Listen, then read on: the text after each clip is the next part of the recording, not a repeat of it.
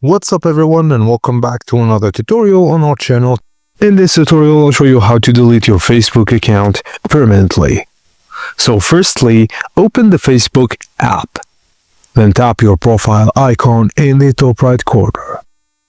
Tap the downward arrow next to your profile tab and select Go to Accounts Center at the bottom. Now in Accounts Center, tap Personal Details, then scroll down and select Account, Ownership, and Control.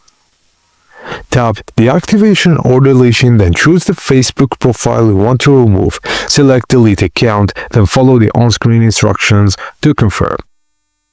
Your account enters a deletion period before being permanently removed. Logging back and during this time cancels the deletion, and some data may take time to fully disappear from Facebook systems.